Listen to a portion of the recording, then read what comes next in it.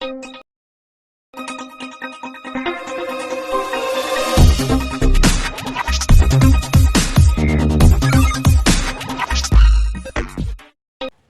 Everyone, इस video में हम चैप्टर सेकंड पॉलिनोमियल्स की ब्रीफ इंट्रोडक्शन एंड उसके एक्सरसाइज 2.1 का क्वेश्चन नंबर 1 करेंगे।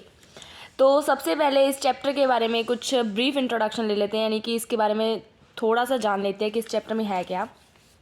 तो इस चैप्टर में सबसे स्टार्टिंग में हमें हाईएस्ट डिग्री के बारे में बताया हुआ है, यानी कि डिग्री क्या होती है।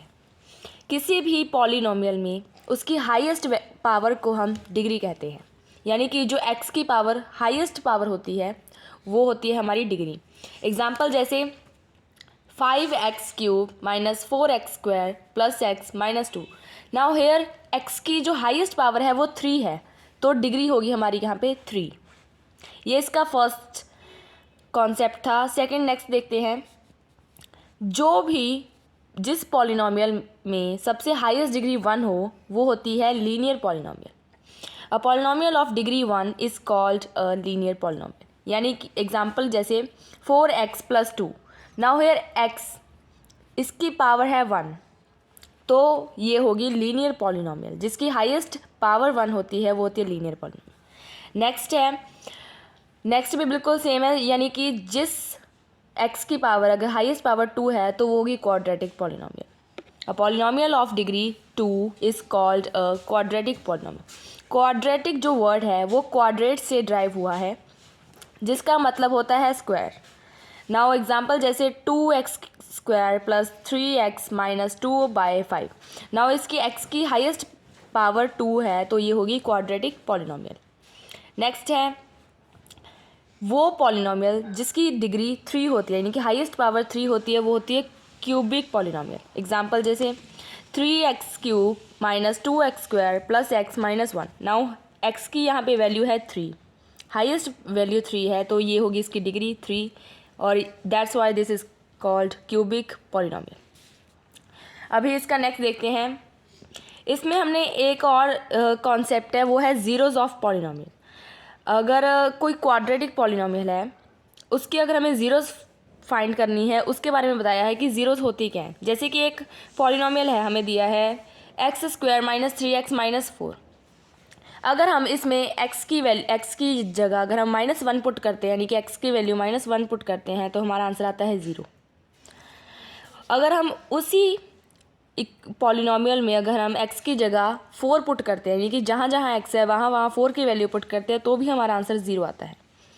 तो जैसे कि हमने देखा कि अगर हम p, यानी कि यहाँ पे x था, यानी इसकी जगह हम -1 पुट करें और p 4 पुट करें, तो हमारा 0 0 आ रहा है। तो हम कह सकते हैं कि -1 और 4 इस क्वाड्रेटिक पॉलिनोमियल के ज़ीरोज़ हैं, यानी कि इनके सॉल्यूशंस हैं। तो ये था ज़ीरोज़, यानी कि ज़ीरोज़ होती क्या है और कैसे हमें पता लगता है इसके बारे में। चलिए अब इसकी एक्सरसाइज 2.1 के बारे में पढ़ते हैं कि इसमें क्या दिया गया है। तो इसके लिए हम NCERT की बुक देखेंगे, जिसमें हमें फर्स्ट क्वेश्चन में ग्राफ शो किया गया है। इसमें जैसे कि जो ये लाइन है ये y एक्सिस पे इंटरसेक्ट कर रही है, तो हमें ये बताना है कि जो ये ग्राफ दिए हैं उनकी हमें यानी कितनी ज़ीरोज़ होंगी, कितने नंबर ऑफ़ ज़ीरोज़ हैं इसमें ग्राफ में। तो वो देखेंगे हम। फर्स्ट ग्राफ में क्या है कि जो लाइन है वो y एक्सिस पे इंटरसेक्ट कर रही है। ग्राफ यानी कि ज़ीरोज़ उस पॉलिनोमियल के होते हैं जिसमें जो ग्राफ की जो लाइन होती है वो x एक्सिस पे कट करे, बट यहाँ पे y पे कर रही है, तो इस ग्राफ की यानी इस पॉलिनोमियल की कोई भी ज़ीरो नहीं है, तो इसका आंसर है 0।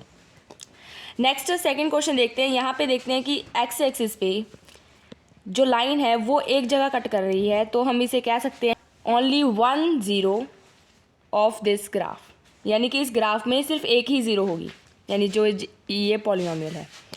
थर्ड क्वेश्चन में क्या है कि जो लाइंस हैं वो 3 जगह कट कर रही हैं, यानी 1 2 3 x एक्सिस पे, तो ये हम यहाँ पे ये कह सकते हैं कि there are 3 number of zeros of this polynomial, यानी कि इस पॉलिनोमियल की 3 ज़ीरोज़ हैं।